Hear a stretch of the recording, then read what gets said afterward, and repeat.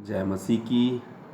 मसीह यीशु में आपका भाई संजीव एक बार फिर से हूँ। और यहाँ पर जैसे कि वचन में लिखा है यशाया 59 के 20 में, याकूब में जो अपराध से मन फिराते हैं उनके लिए सियोन में एक छुड़ाने वाला आएगा, यहोवा की ये वाणी है। प्रियो, ये छुड़ाने वाले आने की प्रतिज्ञा की गई है और आप और हम जानते हैं कि छुड़ाने वाला कौन है, प्रभु यीशु मसीह। लेकिन यहाँ पर याकूब में जो मन फिराते हैं, याकूब एक विशेष इंडिकेट कर रखा है। यहाँ पर ना अब्राहम में लिखा हुआ है, ना इसहाक में लिखा हुआ, याकूब में लिखा हुआ। आखिर याकूब में क्या है? इसके लिए जब हम हिस्ट्री में जाते हैं तो इसी के कुछ साल पहले, 1000 साल 2000 साल पहले उत्पत्ति में हम झांकते हैं, वहाँ पर 27 अध्याय में याकूब के विषय में पता चल जाएगा। और याकूब हमें ये समझाता है वहाँ पर कि याकूब ने क्या किया। याकूब ने धोखे से क्या किया, अपने भाई का आशीर्वाद ले लिया। और जब जो आशीर्वाद उसका पिता इसहाक उसे मरने से पहले देना चाहता था एसाव को, वो आशीर्वाद याकूब ने ले लिया और इसमें धूर्तता करी। प्रियो, याकूब के नाम का अर्थ अगर हम देखें तो उसका अर्थ है धोखेबाज, या दूसरा अर्थ भी ये भी है कि अड़ंगा मारने वाला। प्रियो, जब ये दोनों पेट में थे, जो रिबेका थी, रिबेका के पेट में ये दो थे, तो दोनों आपस में क्या कर रहे थे, लड़ रहे थे वहीं से। और जब एसाव बाहर निकला तो उसकी टांग पकड़ करके याकूब भी बाहर निकल के आ गया, इसीलिए उसका नाम अड़ंगा मारने वाला रखा। और यहाँ पर भी उसने एक अड़ंगा मारा। कैसे अड़ंगा मारा? जब हम यहाँ पर उत्पत्ति 27 अध्याय में देखते हैं तो उसने क्या किया कि हे मेरे पिता, मुझको भी। यहाँ पर जब वो आशीर्वाद लेके चला गया याकूब, तो यहाँ पर ऐसा, जैसे ही यह आशीर्वाद इसहाक, अगर हम 27 अध्याय के जेनेसिस 27 के 30 से पढ़ेंगे, जैसे ही यह आशीर्वाद इसहाक याकूब को दे चुका और याकूब अपने पिता इसहाक के सामने से निकला ही था कि एसाव अहेर लेकर आ पहुंचा। और तब वह भी स्वादिष्ट भोजन बनाकर अपने पिता के पास ले आया और उससे कहा, हे मेरे पिता, उठकर अपने पुत्र के अहेर का मांस खा, ताकि मुझे जी से आशीर्वाद दे। और उसके पिता ने पूछा, तू कौन है? उसने कहा, मैं तेरा जेठा पुत्र एसाव हूँ।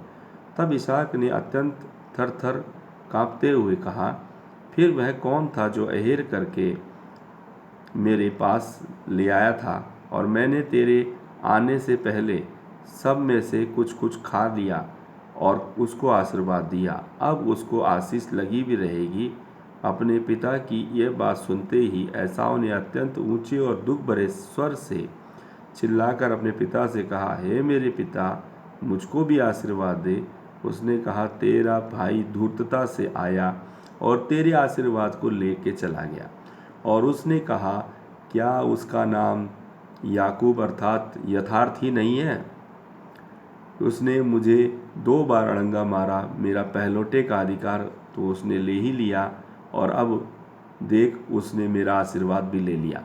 तो यहाँ पर जब हम पढ़ के इस बात से एनालाइज कर सकते हैं कि कैसे याकूब ने धोखे से अपने भाई का आशीर्वाद लिया। लेकिन इसके पीछे एक कहानी है। जब एसाव अहेर करके आया था, वो शिकारी था और शिकार करके लौट आया तो भूखा प्यासा था। उस समय पर एसाव ने याकूब ने दाल बना रखी थी, मसूर की दाल। और वो जब दाल बना रहा था तो दाल जब उसने बनाई तो उसको भूख लग रही थी, और इसने बोला, मैं नहीं देता। और वो था चालाक, याकूब था ही चालाक। उसने कहा, चल ऐसा कर, मेरे को बड़ा बोल, है ना। रियल में तो दोनों साथ साथ निकले हैं, पर यह है कि वो जो पहले निकलता है वो बड़ा हो जाता है। फिर भी बड़ा तो बड़ा ही होता है, उसको ये अधिकार मिलना चाहिए था एसाव को। लेकिन उसने कहा, ठीक है, मुझे बड़ा बोल। और उसने उसको बड़ा भाई बोला और अपना पहलौठे का अधिकार याकूब को 1 कटोरी दाल के चक्कर में दे दिया। तो परमेश्वर इस चीज़ को देखता है कि कोई व्यक्ति थोड़े से धन के लालच में भी, या थोड़ी सी अपनी ज़रूरत के मारे परमेश्वर के अधिकार को, परमेश्वर के राज्य को तुच्छ जानता है, तो इससे भी परमेश्वर नाराज़ होता है और इस बात से हमको परख भी लेता है। क्योंकि आज छोटी सी बात में हम जो है प्रभु को तिरस्कार कर देंगे या प्रभु को इनकार कर देंगे, प्रभु के दिए हुए अधिकार को छोड़ देंगे या उसके दिए हुए गिफ्ट को तुच्छ जानेंगे, तो परमेश्वर हमें बड़ी चीज़ के लायक नहीं समझेगा। और उसने दिया। अगली बार यहाँ पर देखिए, आशीर्वाद लेने के समय पर वो गया फुर्ती से जंगल में पिता के लिए शिकार करने के लिए एसाव, लेकिन उस बीच में याकूब ने क्या किया, घर ही में था, उसने बकरी के जो भी बकरे के बच्चे थे वो पकाए, उसकी माँ ने उसकी हेल्प करी और उसने क्या किया, अपने पिता को खिला करके उसका रूप बदल करके उसका आशीर्वाद ले लिया। और यहाँ पर 2 बार उसने क्या कर दिया, याकूब ने एसाव को ठग दिया। प्रियो, इनमें कुछ बातें मैं आपको नहीं छोड़ना चाह रहा हूँ, क्योंकि मैं ये चाह रहा हूँ कि आप विस्तृत बात को जानें। क्योंकि यहाँ पर देखिए, धन दौलत की यहाँ लड़ाई नहीं है, यहाँ आशीर्वाद की लड़ाई है, अधिकार की लड़ाई है। देखो 2 चीज़, एक तो आशीर्वाद है और एक है अधिकार। प्रियो, आप में से और हम में से क्या हमें शिक्षा मिलनी चाहिए, हमें अपने माता पिता के क्या लेना चाहिए, श्राप या आशीष? यहाँ पर देखिए, ज़मीन धन दौलत एसाव के पास भी बहुत है, याकूब के पास भी बहुत है, भेड़ बकरियाँ।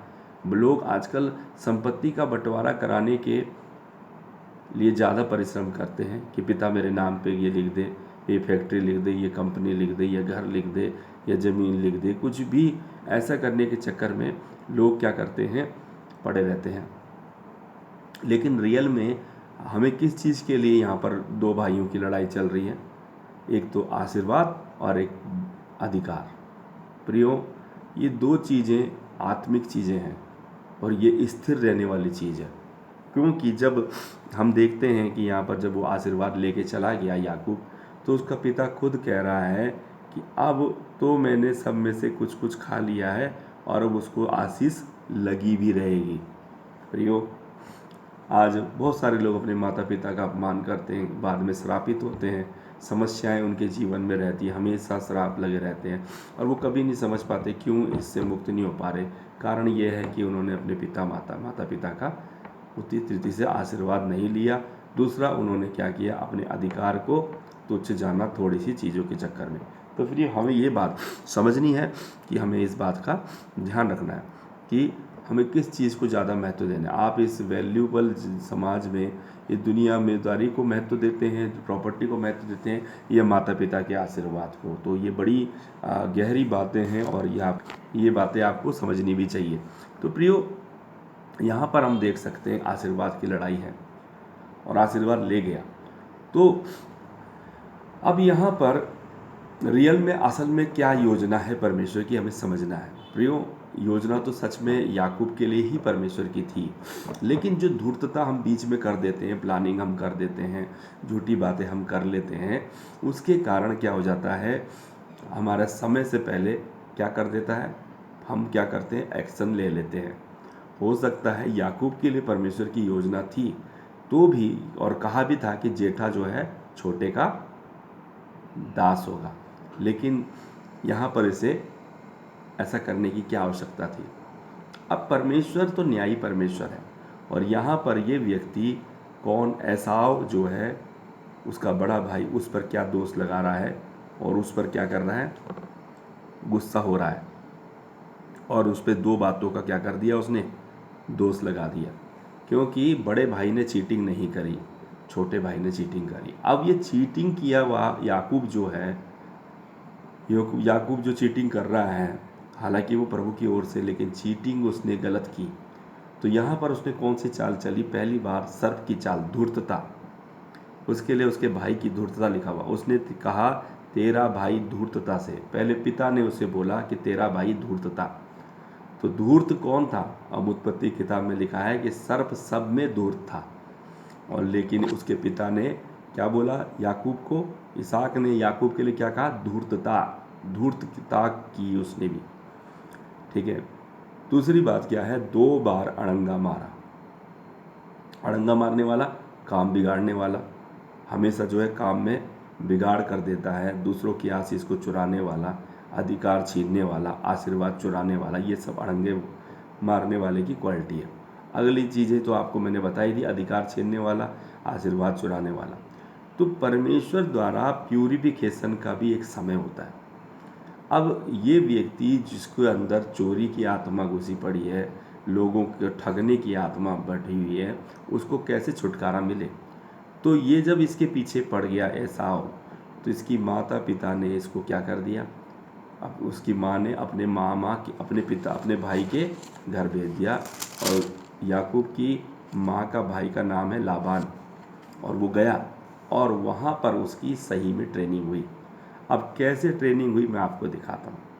यहाँ पर हम देख सकते हैं कि जब वो उसके यहाँ पर गया तो उसको इतनी लड़कियों के कारण क्या किया, उसने क्या, रिबेका ने उसकी माँ ने कहाँ भेज दिया, अपने भाई के यहाँ। और तब इसहाक ने याकूब को बुलाकर आशीर्वाद दिया और आज्ञा दी, तू कनानी लड़की के साथ विवाह ना कर लेना। तो वो वहाँ गया अपने मामा के घर, उसके मामा के लाबान की बेटी से विवाह कर लेना, और सर्वशक्तिमान परमेश्वर तुझे आशीष दे और फलवंत करके बढ़ाएगा, तू राज्य की मंडली का मूल होगा, और वह तुझे तेरे वंश को भी अब्राहम की सी आशीष दे कि तू ये देश जिसमें तू परदेशी होकर रहता है, जिसे परमेश्वर ने अब्राहम को दिया था, उसका अधिकारी हो जाए। और इसहाक ने याकूब को विदा कर दिया। अब यहाँ पर हम देख सकते हैं कि याकूब जा रहा है रास्ते में, है ना, और थोड़ा सा उसे दुख भी हो रहा है कि मैं अकेला कहाँ जा रहा हूँ। तो वहाँ पर रास्ते में परमेश्वर भी उसे एक दर्शन दे रहा है बेतेल नामक जगह में, कि तू अपने भाई से भय ना खा, ठीक है, अब जो हुआ सो हुआ, लेकिन जो है मैं ही तेरे को सिद्ध करूँगा, स्थिर करूँगा, बलवंत करूँगा, है ना। पहला पत्रस क्या कहता है, पहला पत्रस में प्रभु ने क्या लिखा हुआ है, पहला पत्रस हम 5 अध्याय में देखेंगे तो उसमें लिखा हुआ है कि परमेश्वर ही क्या करेगा, सिद्ध करेगा, स्थिर करेगा, बलवंत करेगा। तो वहाँ पर हम इस बात को देख सकते हैं कि यहाँ पर उसने क्या किया, अब याकूब ने काम सुधारने शुरू किए, अपने माता पिता की आज्ञा मान करके, माफ़ी मांग करके काम सुधारने शुरू करे कि वो कनानी लड़कियों के पास नहीं जा करके अपने रिश्तेदार की लड़की को लेके आ रहा है। और लेकिन एसाव यहाँ पर बदले की भावना से भर गया। जैसे वहाँ पर देखो हाबिल से कैन बिगड़ गया था, तो यहाँ पर एसाव को ऐसा लगा कि मेरे पिता को क्या कनानी लड़की बड़ी बुरी लगती है, तो वो ज़बरदस्ती वहाँ से क्या करा, इस्माइल की लड़की को विवाह के लेके आ गया ताकि उसके पिता को बुरा लगे, जबकि उसके पिता का कोई दोष ही नहीं था, लेकिन तो भी उसने चिढ़ाने की इच्छा से ये किया। और याकूब यहाँ पर क्या कर रहा है, अब वहाँ पर याकूब की लाबान से भेंट हो गई, और वो क्या कर रहा है, तब लाबान ने याकूब से कहा, कुटुंबी होने के कारण तुझसे मुफ्त में सेवा कराना मेरे लिए उचित नहीं, इसलिए कह मैं तुझे सेवा में क्या दूँ, है ना। अब मान लिया अब उसके यहाँ काम पे लग गया, तो उसने बोला सेवा में क्या दूँ। पहले तो मजदूरी देते थे भेड़ बकरी, पर उसने बोला मेरे को ये कर कि तू अपनी लाबान की बेटियां थी, जिनमें से बड़ी का नाम लिया था और छोटी का नाम राहेल था। लिया की आंखें तो धुंधली थी, पर राहेल क्या थी, रूपवती थी और सुंदर थी। इसलिए याकूब ने जो राहेल से प्रीति रखता था कहा, मैं तेरी छोटी बेटी राहेल के लिए 7 वर्ष तेरी सेवा करूँगा। बस यहाँ पर उसने मांग लिया, लेकिन हुआ क्या, अब देखिए, उसने छोटी बेटी के चक्कर में 7 साल सेवा करी। उसके बाद जब उसको लड़की दी गई तो वो बड़ी बेटी निकली, और उसे नाराज़गी हुई। उसने बोला क्या मैंने 7 साल तेरी बड़ी बेटी के लिए नहीं काटे। तो उसके जो रिश्तेदार था, जिसका नाम लाबान था, उसने कहा हमारे यहाँ ऐसी रीति नहीं है कि बड़ी के रहते हुए छोटी विवाह दी जाए, है ना। तो उसने क्या किया, बोला ठीक है, इसको भी रख और दूसरी भी तेरे को देता हूँ, लेकिन उसके लिए भी तुझे 7 साल और करने पड़ेंगे। और यहाँ पर उसके साथ में धोखा हुआ एक बार, और दूसरी के लिए भी क्या करना पड़ा, 14 साल उसने क्या किया, उनकी सेवा करी, 7 साल और करी, 14 साल। धोखा हो गया। यहाँ पर 2 बार उसने अड़ंगा दिया था, 2 बार उसको भी धोखा मिल गया। अब जो उसकी आदत है आशीष छीनने की, ये करने की, अधिकार चुराने की, उस आदत का कैसा निपटारा किया देखिए। यहाँ पर आगे जा कर के हम जब पढ़ते हैं तो याकूब यहाँ पर कहता है, याकूब ने क्या किया, है ना, परमेश्वर ने क्या करा, उसका प्यूरिफिकेशन किया। लाबान ने 2 बार धोखा दिया। अब लिखा है कि 10 बार उसने दिहाड़ी को बदल दिया। यहाँ पर खुद परमेश्वर इसके वचन में यहाँ पर ऐसा लिखा हुआ है, याकूब लाबान से भाग रहा है और यहाँ पर कह रहा है कि हाँ, यहाँ पर लिखा है कि तूने जो मेरी जो दिहाड़ी है, जो भी मजदूरी थी, 10 बार तूने मेरी मजदूरी बदल दी, है ना। यहाँ लाबान की मजदूरी लाबान ने कितनी बार उसकी मजदूरी बदल दी थी? 10 बार। 10 बार उसको ठगा याकूब को, और वो ठग ठग करके ईमानदार बन गया। परमेश्वर यहाँ पर उत्पत्ति 31 के 38 में देखते हम इस बात को। तो यहाँ पर ऐसा लिखा है कि इन 20 वर्षों तक मैं तेरे पास रहा, इनमें ना तो मैंने तेरी भेड़ बकरियों के गर्भ गिरे और ना तेरे मेढ़ों के मांस में से कभी खाया, है ना। तो पहले तो उसने ईमानदारी से उसकी क्या करी? सेवा करी। दूसरी है हानि उठाना सीख गया। 39 पद में, जिससे बनेले जंतुओं ने फाड़ डाला, जिसे बड़ेले जंतुओं ने फाड़ डाला, उसको मैंने तेरे पास न लाता था, उसकी हानि मैं स्वयं उठाता था, चाहे वो दिन को चोरी जाता या रात को। तू मुझ ही से उसको ले लेता था। तो क्या होता था? हानि उठाने वाला बन गया। अभी क्या है? फिर क्या है? धोखा खा रहा है, धोखा नहीं दे रहा उसके बावजूद भी उसे, है ना। और उसके बिल्कुल जेनेसिस 21 के 31 के 40 में लिखा हुआ, मेरी तो ये दशा थी कि दिन को घाम और रात को पाला मुझे खा गया, मेरी आंखों में नींद भी, मेरी आंखों से नींद भाग जाती थी। तो उस तरीके से उसने काम चोरी नहीं करी और परमेश्वर ने उसे प्यूरीफाई किया। याद कर रहा है अपने काम नहीं, और अब क्या कह रहा है लास्ट में कि मैं क्या करूं? वो अपने काम याद नहीं कर रहा है, अपनी भलाई। मेरे परमेश्वर, मेरे पिता का परमेश्वर अर्थात अब्राहम का परमेश्वर, जिसका भाई इसाक भी मानता था, यदि मेरी ओर ना होता तो निश्चय मुझे छूछे हाथ जाने देता। यहाँ पर लाबान से वो बच के भाग रहा था, तब वो बता रहा है तो परमेश्वर कैसे प्यूरिफिकेशन कर रहा है, उसको सीधा बना रहा है, उसका टेढ़ापन निकाल रहा है, उसका अड़ंगा देना छुड़वा रहा है। उसको 2 बार उसको भाई को धोखा दिया, उसे 2 बार पत्नियों के चक्कर में धोखा मिला, और 10वीं बार उसकी क्या कर दी? दिहाड़ी बदल दी गई। और यहाँ पर दुख और 31 के 42 में लिखा हुआ है कि मेरे पिता का परमेश्वर बोला, मेरे दुख और मेरे हाथों के परिश्रम को देखकर परमेश्वर ने बीती रात तुझे डांटा। तो ये चीज़ है, परमेश्वर ने उसके दुख और परिश्रम करवाया और उस पर उसको दया भी करी। और पीछे करने वालों को 31 के 24 पद में ऐसा लिखा है, जो हम देखते हैं, ऐसा लिखा है, परंतु परमेश्वर ने रात को स्वप्न में अरामी लाबान के पास आकर, सावधान रहे, तू याकूब से ना तो भला करना और ना बुरा।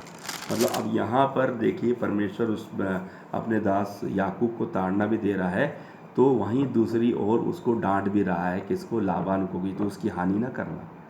जैसे एक घड़े को कुम्हार जब चक्की में घुमाता है, अपने चाक में घुमाता है, तो बीच में तो हाथ डाल के रखता है और बाहर से क्या करता है? थापी से पीटता रहता है।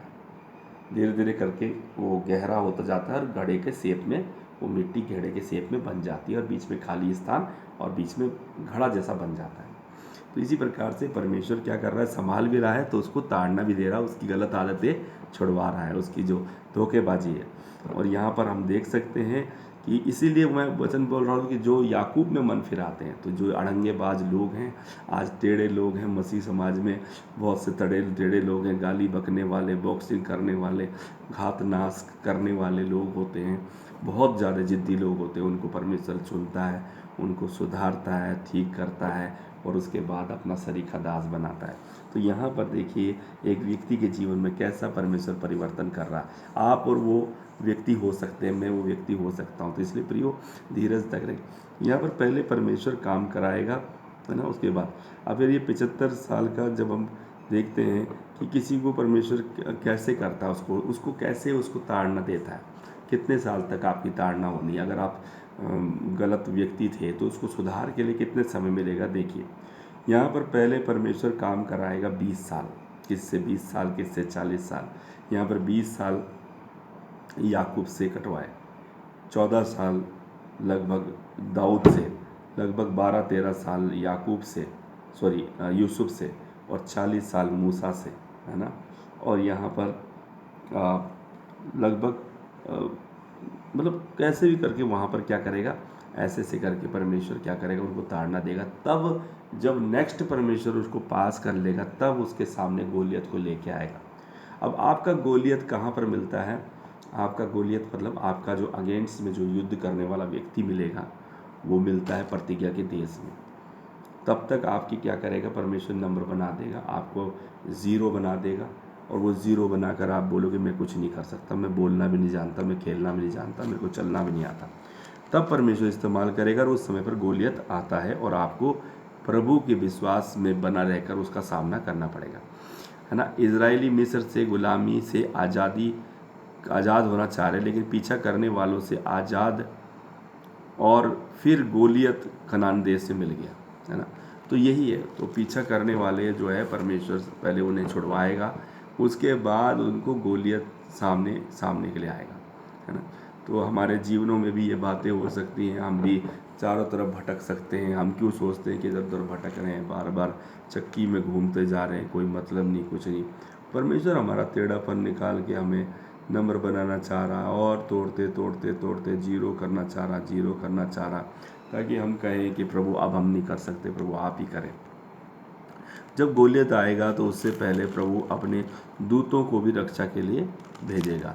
तो प्रियो, परमेश्वर अब यहाँ पर, जबकि यहाँ पर याकूब का जो गोलियत है वो कौन है? उसका भाई एसाव, क्योंकि उसको बड़ा उससे क्या है, नफरत है। किससे? अपने छोटे भाई से। 20 साल बाद वो मिलने जा रहा है, और मिलने जाने से पहले वो जानता है कि उसे खबर मिल गई कि वो कुछ 400 लोगों को अपने साथ लेकर के याकूब से मिलने जा रहा है। अब आप देख सकते हैं कि 400 लोग साथ में आ रहे हैं, जो सब के सब धनुर्धारी तलवार वाले हैं। तो शायद वो याकूब को मार सकता था ऐसा हो, लेकिन ये डर रहा था उससे। इससे पहले पर वो देखता, उसे मिलता, परमेश्वर ने उसे एक दल दिखाया, अपना 2 दल दिखाए स्वर्गदूतों के। उसने कहा ये तो महनैन है। महनैन मतलब परमेश्वर का दल है। अब यहाँ पर परमेश्वर के 2 दल उसको परमेश्वर ने पहले दिखा दिए, और यहाँ पर उसके विरोध में कौन आ रहा है? उसका भाई आ रहा है, एसाव। और उसने काफ़ी परमेश्वर से प्रार्थना करी, और क्या करा? युद्ध करा परमेश्वर से। उसके लिए, किसके लिए युद्ध किया? प्रभु मुझे बचा, या तो मुझे आशीर्वाद दे या मुझे छोड़। और वहाँ पर परमेश्वर ने उसे आशीर्वाद दिया, उसे कहा इज़राइल, तो इज़राइल है ना। अब से तेरा नाम याकूब नहीं, इज़राइल होगा। इज़राइल मतलब तू मनुष्यों से और परमेश्वर से भी लड़कर प्रबल होने वाला निकला, है ना। लेकिन हम यहाँ पर देख सकते हैं कि जैसे यहोशू के पास यहोवा की सेना का प्रधान आया, वैसे ही 32:6 में वो 400 पुरुषों को साथ लेकर आ रहा, है ना। और यहाँ पर मैंने 2 दल क्या गा रहे हैं 32:8 में जेनेसिस में याकूब को दिखाई दे रहे हैं। अब उसका जीवन परिवर्तन क्या है? देखो, चाल सीधी हो गई, अड़ंगा मारने से बढ़िया। अब जब याकूब उस दूत से लड़ रहा था, उसने इसकी जांग की नस को छुआ और वो अकड़ गई, और ये लंगड़ा के चलने लग गया। मतलब जो भागने वाला आदमी था, छोड़कर भागने वाला आदमी था, छुपने वाला आदमी था, दौड़ने वाला आदमी था, वो व्यक्ति अब लंगड़ा के चल रहा। पहले चाल सीधी करी, फिर लंगड़ा के चल रहा है। ईमानदारी किया, नम्र किया, दास बना दिया, गधा बना दिया, है ना। तो लिखा है कि जो याकूब में मन फिराते हैं उनके लिए सिय्योन में उद्धार करता। और इतना सब समस्याओं के बाद भी कई लोग मन नहीं फिराते, लेकिन इसने मन फिराया, नम्र बना, है ना। और प्रभु उनको आशीष देगा आने वाले। तो यहाँ पर हमें देखना चाहिए। और उसने उसका नाम क्या रखा? एल एलोहे इज़राइल, परमेश्वर का नाम रखा याकूब ने। और पवित्रता दिया, शत्रुओं के मन में भय उत्पन्न कराती है पवित्रता। और हम देखते हैं कि एसाव जब उसको मिला तो एसाव ने उसको माफ़ कर दिया। क्या करा? आखिर एसाव जब उसके सामने मिला तो उसे माफ़ कर दिया, और उससे क्या करी? मित्रता करी, और वो उससे अलग होकर के फिर अपने रास्ते पे बढ़ गया।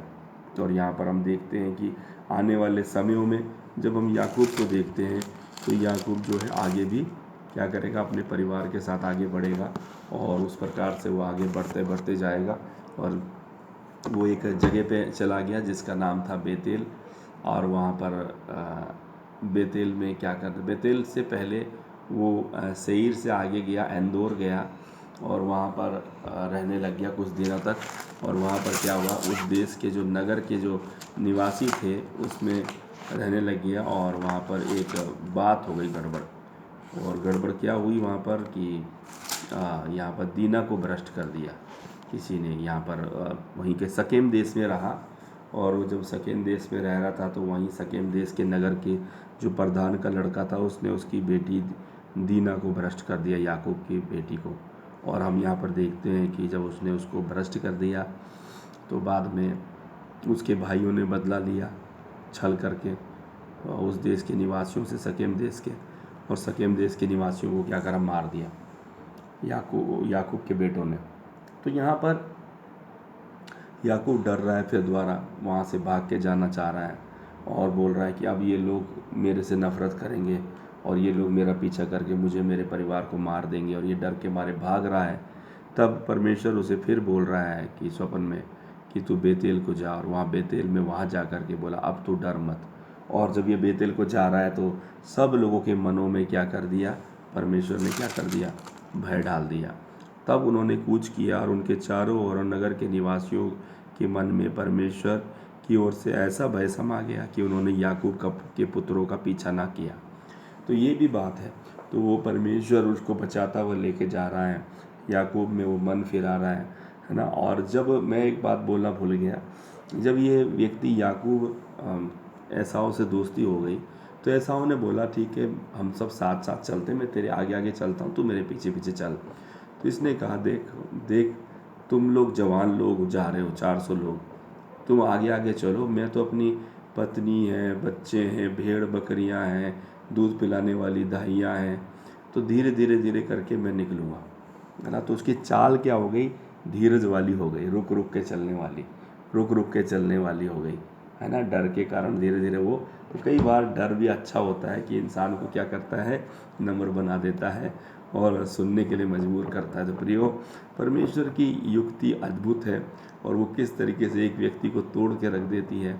और ऊपर से वो लंगड़ा करके चल भी रहा है, तेज भी नहीं दौड़ रहा है, आराम से चल रहा है और परमेश्वर की महिमा कर रहा है ना। तो ये चीज़ें हमें बड़ी कीमती लगती है। उसके बाद परमेश्वर ने उसका नाम ही बदल दिया कि अब से तेरा नाम इज़राइल होगा, है ना। तो इस तरीके से हम देख रहे हैं कि एक व्यक्ति याकूब से इज़राइल बनता है। और इसी के बारे में बता रखा है कि याकूब में जो मन फिराते हैं उनके लिए एक उद्धारकर्ता आएगा सियोन में। तो यही चीज़ है कि उनके जीवन में तभी उद्धारकर्ता आएगा जब वो इज़राइल बन जाएगा। हालेलुया। और इज़राइल बनने की हिस्ट्री मैंने आपको बता दी कि कैसा याकूब ने किया, क्या क्या उसके गलत काम थे, परमेश्वर ने उसे कैसा प्योर किया और फिर अपने सामने खड़ा किया।